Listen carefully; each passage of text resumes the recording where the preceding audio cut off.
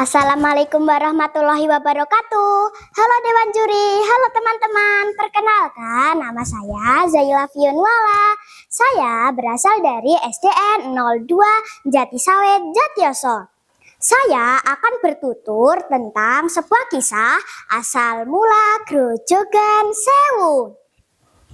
Nah teman-teman, diambil dari buku cerita yang berjudul Cerita Rakyat dari Karanganyar, Jawa Tengah, karya Daniel Agus Marianto dan Lestiening Raharjanti. Nah teman-teman, bagaimana kisahnya? Beginilah kisahnya.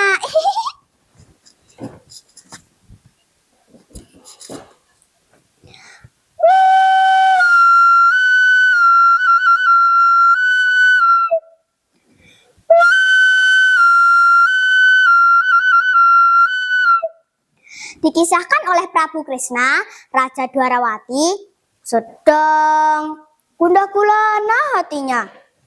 Usahanya untuk mendamaikan Pandawa dengan Balakurawa terancam gagal. Bahkan Prabu Kresna yang menjadi duta Pandawa hampir saja dibunuh oleh Balakurawa.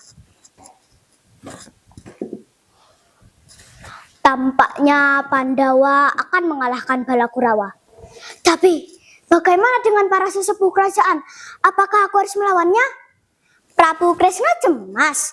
Terbayang kesaktian para sesepuh kerajaan, terutama Prabu Baladewa. Sang Prabu Kresna kemudian masuk ke dalam sanggar pemujaan. Berhari-hari Raja Dwarawati berdoa memohon kepada Dewata untuk kemenangan Pandawa dalam perang Baratayuda.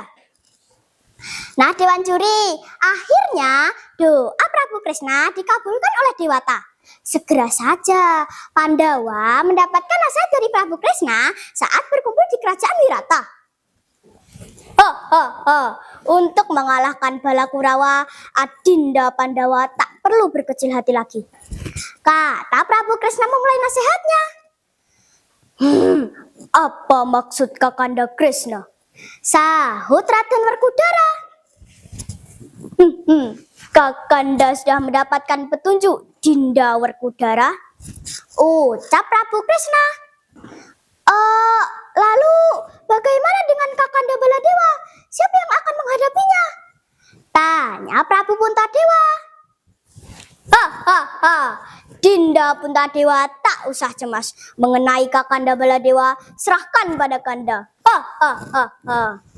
Ucap Prabu Kresna. Nah Dewan Juri, selanjutnya Prabu Kresna menunaikan tugasnya untuk membujuk Prabu Baladewa yang membela Kurawa. Kanda Baladewa, apakah niat Kanda sudah bulat untuk membela Kurawa? Tanya Prabu Kresna. Benar, aku akan membela Kurawa, ucap Prabu Baladewa. Nah, lalu apa yang terjadi? Prabu Kresna tak ada pilihan lain. Dengan bujuk rayunya untuk memperdalam ilmu kesaktian, Prabu Baladewa diajak di lereng Gunung Lawu untuk bertapa selama 1000 hari. Bertapa di bawah air terjun yang deras itu, Dinda Kresna? Tanya Prabu Baladewa.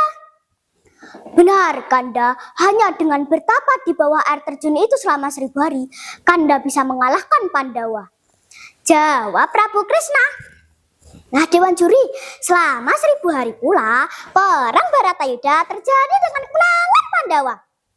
Sementara itu Prabu Baladewa yang sedang bertapa menjadi kaget ketika mengetahui air terjun menjadi warna merah dan berasa darah dari perang Baratayuda.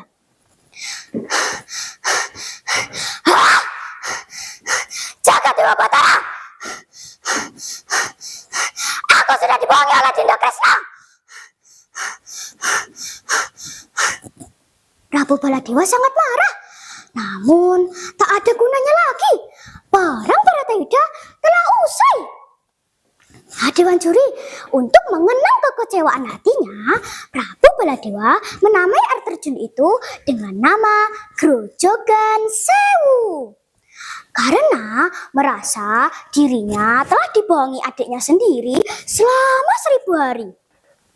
Nah, Dewan Juri, teman-teman, pelajaran yang dapat kita ambil dari kisah ini adalah perjuangan Prabu Kresna dalam membela kebenaran dan keadilan. Untuk tujuan itu, ia rela menahan rasa lapar dan mengorbankan harga dirinya sebagai seorang raja dengan membohongi kakaknya.